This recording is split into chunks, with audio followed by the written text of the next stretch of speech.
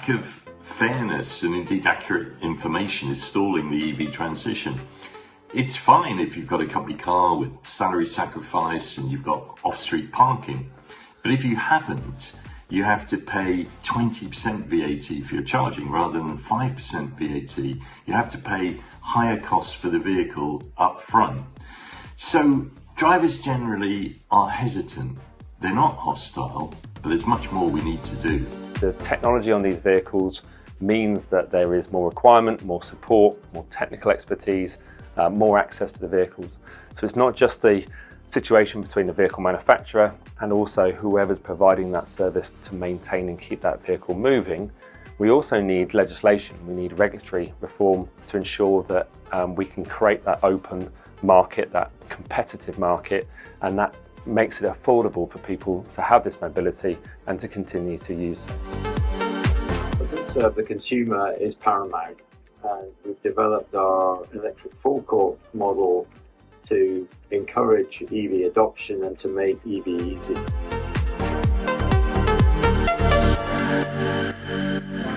So that's kicked us off. You've met 3 of the 5 members of our panel, but please also would you like to welcome Emma Ward, who is here from the Road Transport Group. She's the Director General from the Department of Transport, and also Dame Baroness Tanni Grey-Thompson. I don't know if I gave you a demotion or a promotion actually there with calling you a dame. I've got both. Oh, of course. Sorry, that's really, sorry. Of course she has. But Tanni's good. Tanni, Tanni, thank you. Rule of thumb, start with the title, then move on. But Tanni, thank you very much for coming. I know you've made your way over from a debate at the House of Lords. So yes, welcome to all of you. And as I said in the introduction, we're sort of moving on from how all these issues that we're discussing today have affected the manufacturing sector, commercial vehicles, domestic cars and so on and so forth, onto really how it's going to affect the drivers, the consumers, and to what extent we, as drivers and consumers, feel able and confident to switch to net zero. And Edmund, nice to see you. Yes. I feel like I've interviewed you for about 25 years. Probably longer, yes. But listen, what's your overview? How are customers feeling? Yeah, I think generally you've got to look where we are, and I think we've got to be much more optimistic. You know, if you think back 10 years, the kind of electric vehicles that kind of some of us drove as pioneers, you know, weren't that great. Whereas now, with 130 different models, they're really exciting cars, not just EVs, exciting cars. So that's changed massively. But I think we also have to understand for consumers, this is a big switch for them. You know, it's the biggest change probably for consumers for 100 years. And our research shows there are different levels of interest. So there are 52%, which is why we're optimistic, in the middle, who see this as real potential. So they want to get an EV within 5 years or so. So there are those. About 7% of our members have already got them or have driven them. On the other extreme, there are about 20% who say, you know, not over my dead body, I don't want an EV. But in a way, you know, if that's the case, there's still a lot of the market to actually go for and change. So I think, you know, we should show a degree of optimism of taking those drivers with us. Yes, they want support. Yes, they want better information. Yes, they want reliable charging and all of that, which is understandable. But I think, yeah, pretty optimistic that we can do that. I just want to turn from sort of upfront confidence about buying to then what happens if you own one. And for that, I want to turn to Andy, because you're all about the after-sales world. What's your take on it at the moment? How ready is the industry to serve customers in that way? I mean, I think, like everything, it's an evolution, not a revolution. And I mean, the electric vehicles, as Edmund just said, I mean, they've been around for a number of years now, but of course the momentum is building. It's been quoted earlier today, the number of manufacturers that are available, and now where we are 4 or 5 years later. So what tends to happen with new vehicles, not that it's legally required, but what tends to happen is around probably 3/4 of vehicles outside of their warranty tend to then migrate into the aftermarket. And that's from total ownership of the vehicle, supporting that vehicle, because from a carbon impact perspective, everyone here, the longer you keep your car, the better. So whilst this is around a climate challenge and the fact that we've got to get to a path to net zero vehicles, from a physical carbon impact, the longer we keep every vehicle, the longer we keep every vehicle moving, we're all doing a better job. And the average age of the vehicle park in the UK is 9 years old. That's the average. So we've got to get all of these vehicles to 9 years old. So I think it's really important that the whole end-to-end value chain, yes, it's going to take time to build up. And yes, we need that capability and we need those toolings and those accesses in the aftermarket to keep those vehicles moving. But I think what's really important for the consumer, for the driver, is then just understanding what's going to happen to that vehicle and how they're going to keep that thing moving as well. I think it's all part of the education piece, isn't it, as well? Because a lot of the kind of information or disinformation that swirls around as a layperson is that, oh, well, what happens if something goes wrong? Is the skill out there to look after my EV? I mean, that's what you're dealing with all the time, I guess, isn't it? Yeah, so it's still early days. Yeah. For this particular technology. We've got other technologies that have been coming through. Hybrid's been around for longer, and in which case the aftermarket has been learning to evolve and to adjust to it. But they need, we'll get onto this probably in a later part of the conversation, but they need the access, they need the right to access, they need the tooling, the data, the access to the product. And the questions were mentioned earlier around that. It's absolutely critical, but we've got to keep these vehicles on the roads longer. I think the total carbon impact of an EV, depending on the country we are in Europe, you're going to need to get that vehicle to somewhere between 50 and 80,000 miles before it becomes net carbon better than an internal combustion engine vehicle. When you add everything up, the manufacturing, the physical journey. So we've got to have these vehicles on the road for quite a bit of time before they become net carbon beneficial. Now, Roy, from your perspective at GRIDSERVE, goodness me, we talk about charging infrastructure quite a lot at the conference. What's the response you're getting from customers? Do you feel that the demand is there for you? What's the state of play for you at the moment? Well, it's an interesting time because 3 years ago, I think the charging infrastructure was seen to be the major problem in terms of EV adoption because people needed the confidence. And I think over the last 2 or 3 years, we've seen a huge increase in the deployment of charging infrastructure. I think we grew the number of chargers 38% last year, whereas vehicles only grew 24%. So we've been investing a bit ahead of the curve in terms of the infrastructure. But what drivers don't always see is those charging points. The visibility of them isn't where they should be. The signage, for instance, in terms of fixes for this, we could vastly improve on the signage around the charging infrastructure that is now there. But where we do have it, we've got the Braintree forecourt. We put a big 2-story forecourt in Braintree, and in the year we deployed it, the EV penetration in that area went up by 82%. Really? 3 times the average in other areas because people had the confidence they could see this thing in them. And they got the confidence they could go and they could visit it, and it was very accessible, and it's a great site if anybody wants to go and see the Braintree site. It just won Sunday Times best site of the year.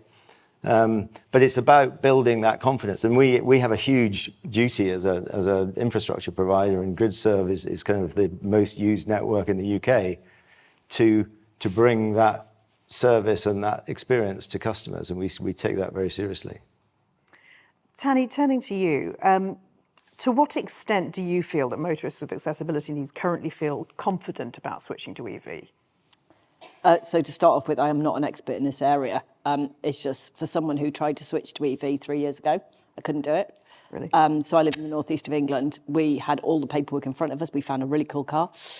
We're just about to sign. And then my husband and I was like, do you think we should probably check, actually, if we can charge it anywhere near our home? And within quite a large radius, there wasn't charging stations that were accessible. So now I've kind of travelled the country. I take pictures of charging stations. Sad I have a folder of them.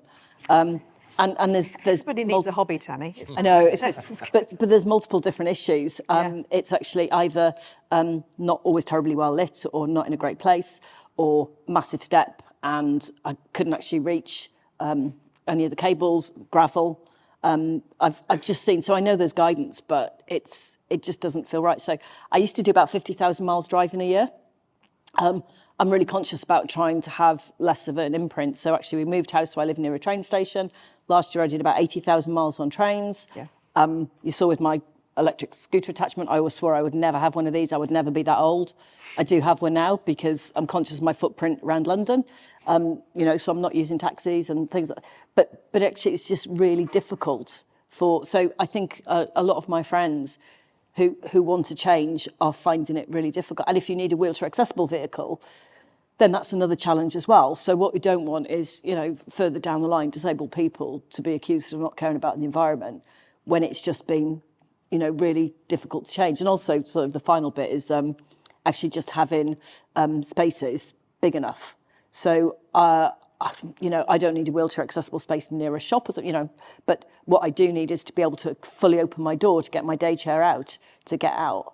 And actually, I've seen quite a lot of places where there is no extra space. So I'd be taking over 2 spaces, which means someone else can't charge their car if there's a queue. So there's lots of things that it's how we can bring about change to catch up, because I know lots of people who do want to change.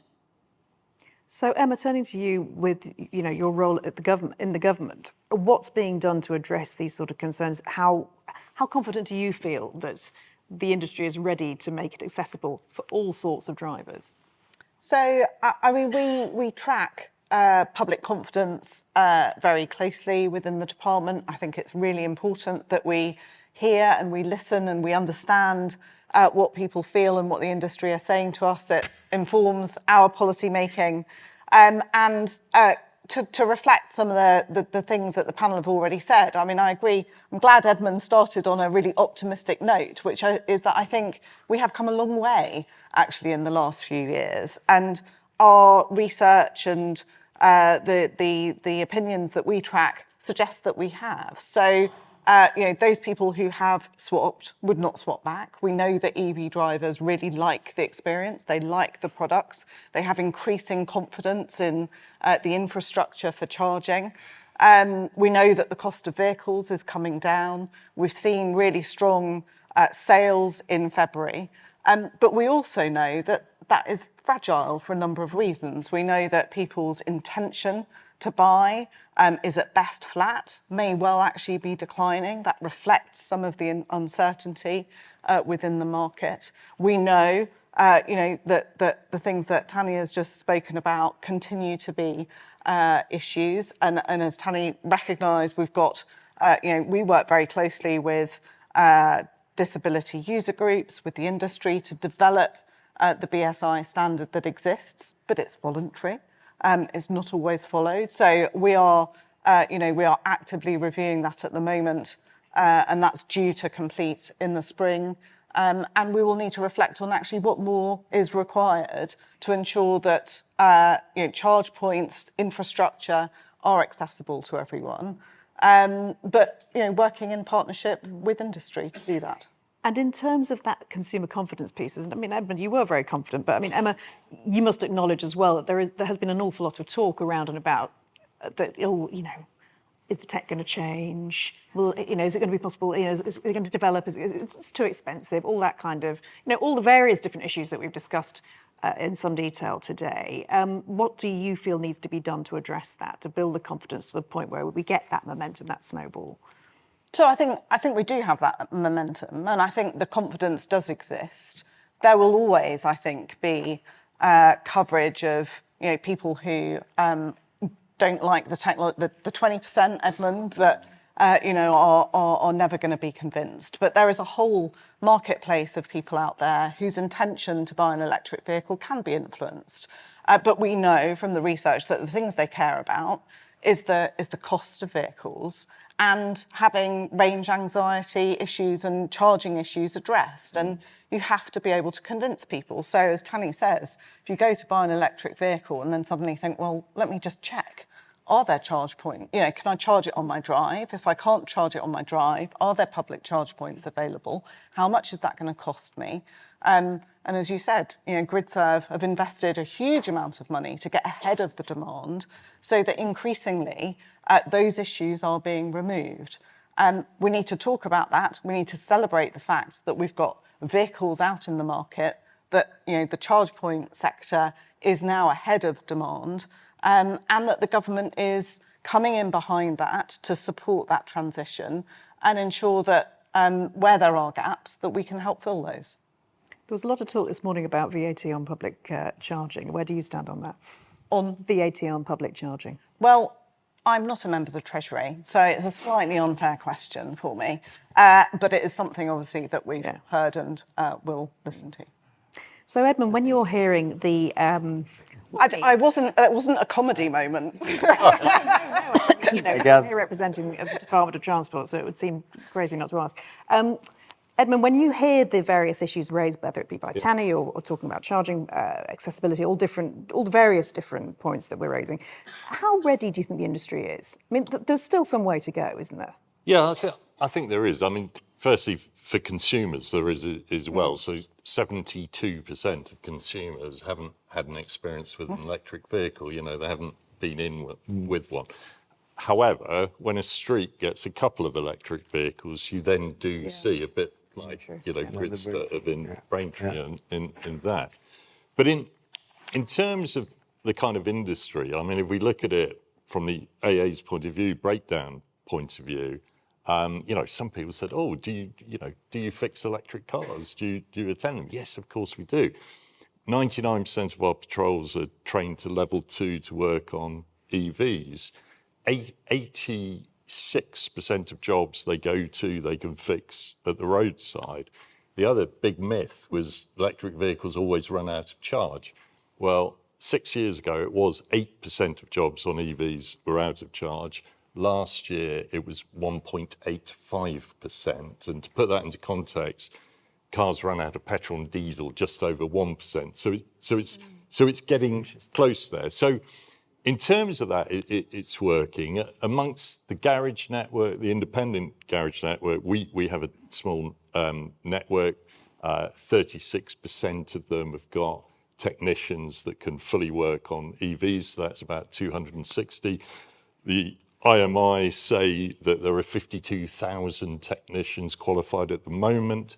By 2032, we'll need about 139,000 technicians. So that's achievable. And when we go to schools and colleges or look at apprentices, there's a great appetite actually amongst young colleges to learn about EVs. And we found that in our kind of patrol recruitment. So I actually think on that readiness as well, we can get there, and it's quite exciting in some employment prospects. How are you finding it, Andy, in terms of recruitment? I admire the optimistic perception of it. There's an awful lot going on to try and prepare.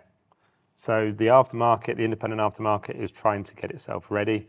As Edmund says, I think the latest, it's just coming up towards 60,000 technicians are now level 3 trained. We will probably need to get in excess of whether it's 150 or closer to 200,000 over the next few years. And level 2 is the ability to secure the vehicle, level 3, and then moving on to really be able to work on the vehicles. So that training piece is one certain large element. We have a skill shortage in the automotive.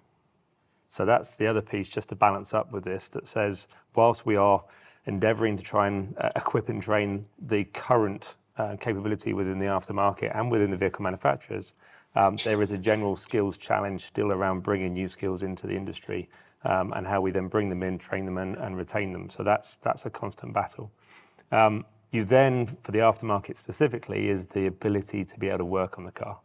So the access to data, cyber security, we've obviously got SMMT coming as well, and things like motor vehicle black exemption. So there's a lot of regulation around to give the aftermarket, in theory, the access and the ability to work on those vehicles. We have to keep those channels open, and that's really important. So how many barriers are there at the moment? Is it really, is it very specific to certain companies? I'm not asking you to particularly name names, but I'm just, so is it across the board that's quite difficult to get access to certain? Glad you're not asking for any names. No, we're all amongst friends here, Andy. It's a long distance from here to the door, so. Understandably, if you're a vehicle manufacturer, the profitability of that vehicle for the manufacturer is obviously the whole life of the vehicle. But of course, for an open, competitive environment in any market, anywhere in the world, then there needs to be that balance. And actually, the consumer ultimately makes the choice around how they want to maintain and service that vehicle. So it has to be open.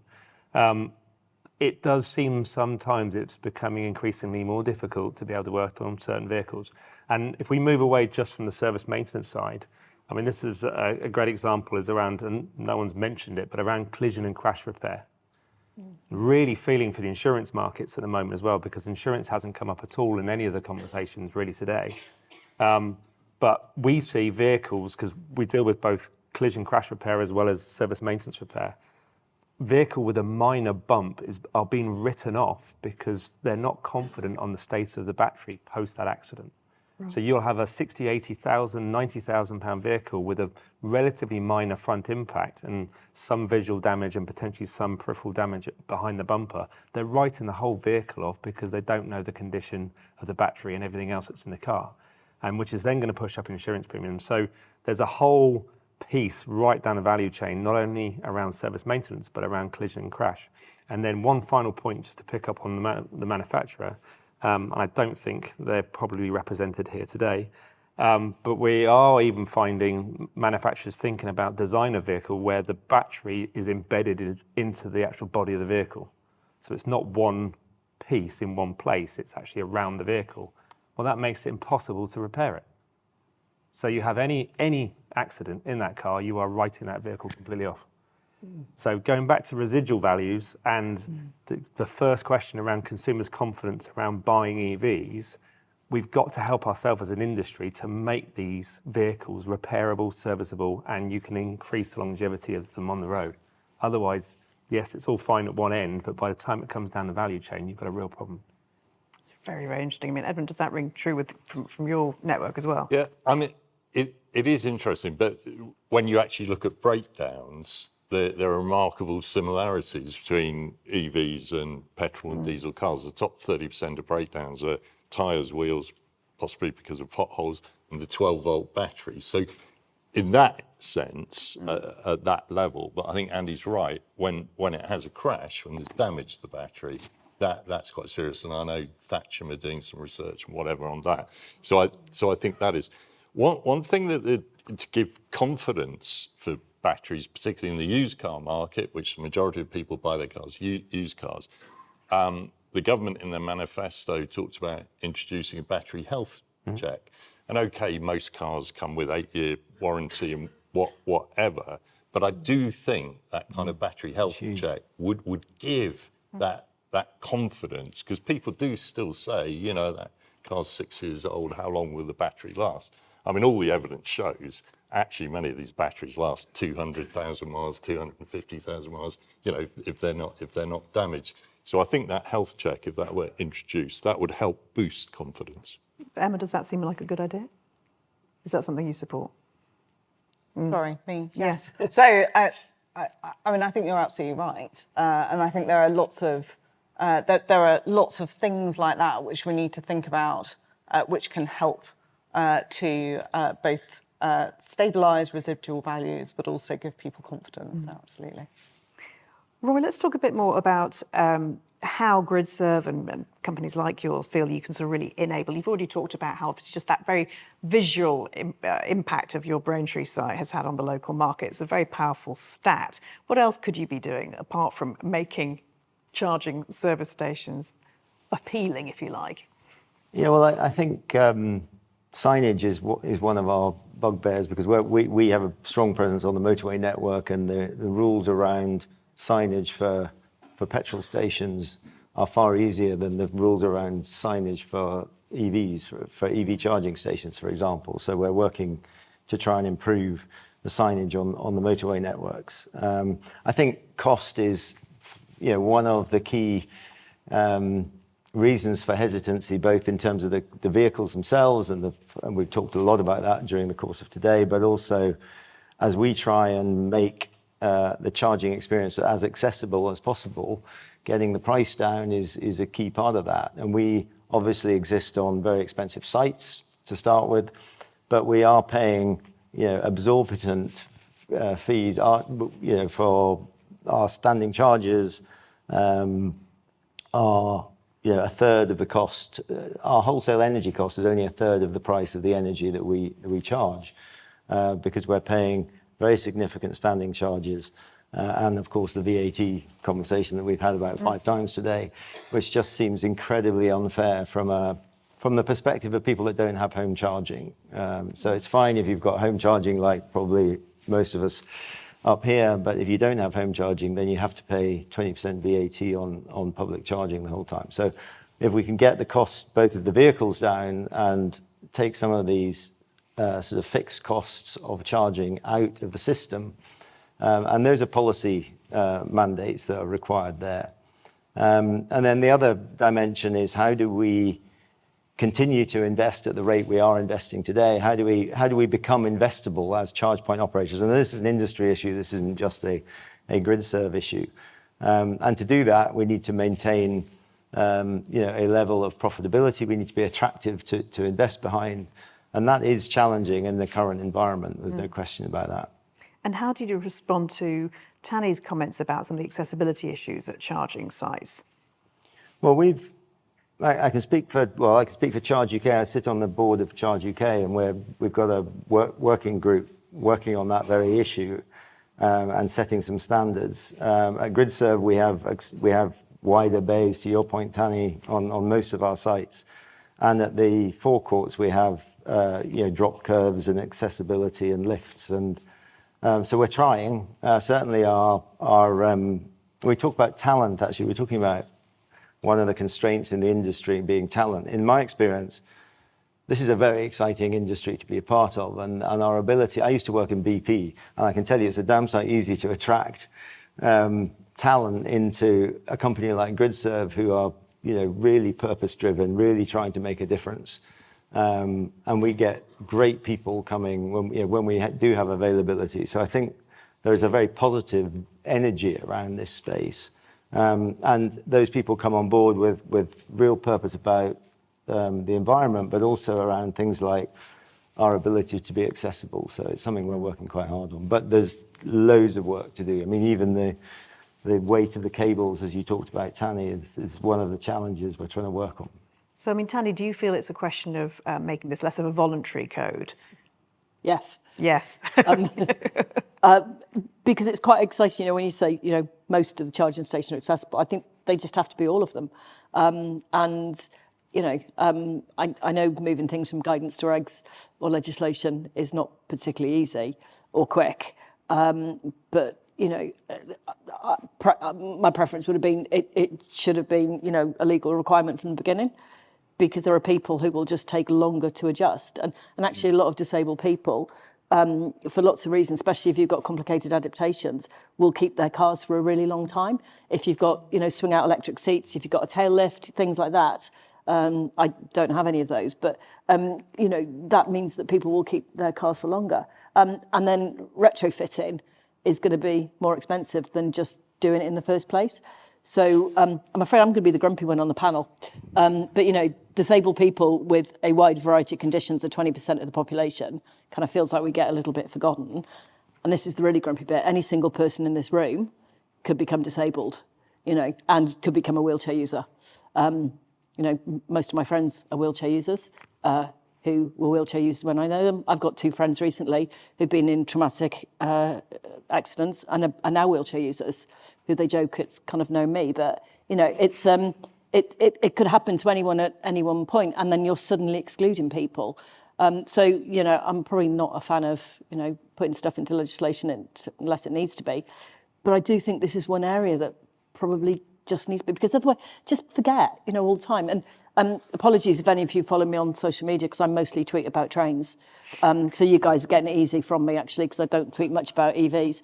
But, actually what disabled people want is just to get on and off the train. And they just want it to be as easy as possible. And actually, that's what disabled people want with EVs. They, so many people I know want to change. It's just really difficult to. So sorry, DFT, but yes. But I think, if I may, the kind of accessibility thing will affect us all. With an ageing population, it is exactly the same issues. You get an elderly driver, and if the charging point, is in a dark point at the back of the car park, with very heavy cables. So it is a crucial issue that does need to be addressed. Yep. And none of us have really talked about geography either much, because it's patchy, isn't it? The sort of the accessibility to electric vehicles and charging points around the country. I mean, Edmund, you must have some stats on Yeah, this. I mean, it's interesting because with the number of chargers there are now for the number of cars, generally there are enough, you know, and I've done Land's End to John O'Groats, and I've done 5 capitals around, you know, from Dublin, Belfast, and some places are better than others, but we did manage to charge even, you know, the Scottish North 500 around there. That's one of ours. Yeah. So, but yes, if you look at the geography of it, the northwest in particular, parts of the northeast are not well served. Ireland, actually, Northern Ireland, it was quite problematic there. So, you know, I think the industry is doing a great job investing billions, but I still think there will be some gaps where government assistance will be needed to kind of level it up. And it, you know, it does come to this point of VAT and leveling it up. If you can get a car on a salary sacrifice, if you can charge at home at night when tariffs are lower, man, it's a no-brainer. It's a great deal. But if you live in a tenement block with no access, you have to pay 20% VAT, no salary sacrifice, so you're paying more. So I do think more can be done, targeted. You know, even in Scotland for a while, they don't have it at the moment, I don't think, but 0% interest on used EVs below a certain amount. So things like that, where you can actually target it to a sector of the population that needs it, to make sure that EVs are accessible for all. I mean, Emma, maybe would you like to outline some of the initiatives? Because I know there are some to help different parts of the ecosystem, if you like. Yeah, absolutely. And I don't disagree by anything that's been said on the panel. I think you know, we've had massive growth in terms of public charge points across the UK, but we do still, you know, it's still not where we will want it to be and where it will need to be to meet the demand that is coming. That's why, alongside the industry investment, government has put its money where its mouth is. We have the local electric vehicle infrastructure fund, which is enabling local authorities to invest in public charge points. That's heavily weighted to those places that don't have as great a density of public charge points. So specifically tackling the point that Edmund's making, which is, you know, there are just some parts of the country where, you know, at the moment it's just not commercially feasible or hasn't been in the past to put those charge points in. So the government is absolutely working hand in glove with the sector to ensure that the conditions are right for commercial investment, but where we recognise that there's a gap, government steps in and through local authorities is supporting that further. I'd like to open this up to the floor, please. We have a question straight away at the front here. If you could just wait for a... I've never seen them move so fast. Here they come, the microphones. Number 2, racing to you, sir. If you could just give your name and who you work for. Thank you very much. This is probably 2 very simple questions. The first is clarification of whether Euro 7 will be implemented. I know that the DFT's been consulting. I'm not sure if a decision's been made, but that would bring in the battery monitoring to know the condition of the battery over the life of the vehicle. So to answer, I think, your point, Edmund. The other question, though, relates to other reasons why electric vehicles aren't being bought in the way that's expected. And from my own experience, it's coming down to things like the cost of insurance, if you can get insurance at all. And I looked at a vehicle which was very similar to the one I currently have, which is not electric, similar value, similar sort of performance levels, absolutely refused to insure me, my current insurer. I tried several others. They were 3, 4, even 5 times the same level. So my question, I think probably to you, Emma, is should we be looking at legislation that ensures that the electric vehicle is repairable down to its smallest repairable component to ensure that it can be repaired to support used vehicles prolonged life of the vehicle and more more competitive insurance, which would definitely help with the purchase and running of electric vehicles.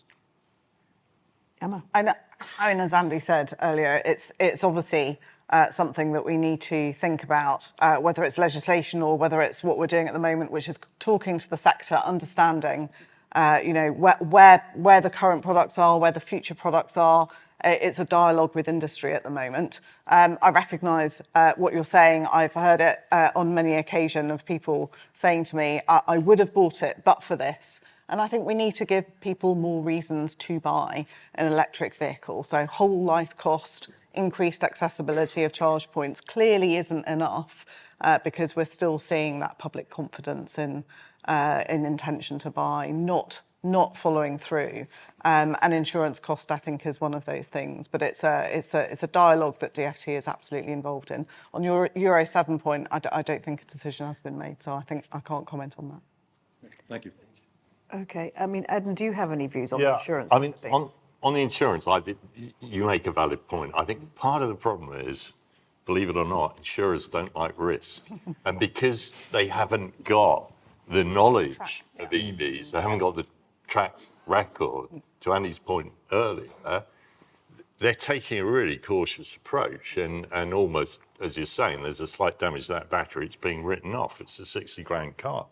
And if that's being written off, that will put up the premiums. So hopefully, in numbers, as you get more numbers in, when there's more evidence about the cars, for example, they're not breaking down, et cetera, hopefully in time, that will bring premiums down. But yeah, it is an issue. Some insurers don't insure you. Some are much better than others. Yeah. But it does seem to me, and forgive me if I'm being Shakespeare's fool here, but if the problem is they don't really know whether or not it's easy to fix, then shouldn't there be an incentive to train more people to fix them? So that there are more people who can say, oh no, it's fine, we don't have to write it off, so the premium doesn't have to go off. Yeah? Yeah, no. Vote for me. I don't know. I don't know. But anyway, sorry, another question. Gentleman over here in the grey suit. I don't know if you can reach. Yes, there we are. Thank you. Yeah, Alan Nettleton from Connected Places Catapult. Should we be doing more to incentivise not just EVs but smaller EVs, bearing in mind the fact that cars are getting quite large? The point around parking spaces, etc., I think is relevant. Yeah. Who'd like to take that one? I mean, I think initially, yes, most of the EVs you did see they were somewhat larger kind of SUV segment. That is now beginning to change. Things like the Renault 5. It's compact. We've got some city cars, the Citroën Ami, and others. So the market is changing. But I think you are right. Maybe manufacturers earlier on thought there was more profit in that bigger segment, but now that is broadening out. So yeah, we need a range of vehicles that suit everyone's needs, and I think we're getting there, but there's still some way to go. I mean, if you look in the history of cars, what changed it? I don't know. It's the accessible car, the Morris Minor, the Mini, the VW Beetle, the accessible car that was good to drive, that looked good, that was inexpensive. When you get an EV like that, and there are some that are competing with it, they will sell a lot of units. I think perception of range is something that we come across quite a lot, which is, I have an E208 and an Audi Q8, and the E208 is by far the better car to run around my local city. But the perception of customers when they buy it is, I can't possibly buy a car with only a 200-mile range or 150-mile range or 250-mile range, because I wouldn't be able to do. And of course, they never use it for that range. But I think that's one of the reasons why we've ended up starting bigger. And as people get more confident about use cases and what they really need their car for, I think the vehicle size will come down. I really agree with that. We know that 90% of journeys are less than 50 miles. So the perception is so much greater than reality. And as people get confidence in the product range that's on the market, I think all of that will start to equalise. I think we got the challenge, and it's been quoted in various different ways today. There's a slight disconnect between the speed of adoption versus the climate requirement regulations. So, if you look to the distribution or the curve of adoption on any technology, we are pretty successfully following the curve of adoption line on EV. But to get from early adopters to mass market, we've got to overcome some of these challenges. But the regulation requirements on CO2 emissions for the vehicle manufacturers are coming in thick and fast, and they're coming in faster than the speed of adoption. So that's the challenge. And then, of course, the whole ecosystem, the whole end-to-end needs to keep up. And we'll have slight disconnects where we've got either lack of regulation or legislation and frameworks that make sure safety, insurance, crash, all of the service piece, we just need to make sure that the whole thing works. Otherwise, that speed of adoption will get impacted. Yeah. Pardon the pun. Well, that's a very sensible note on which to end this discussion. Ladies and gentlemen, please give our panel your appreciation.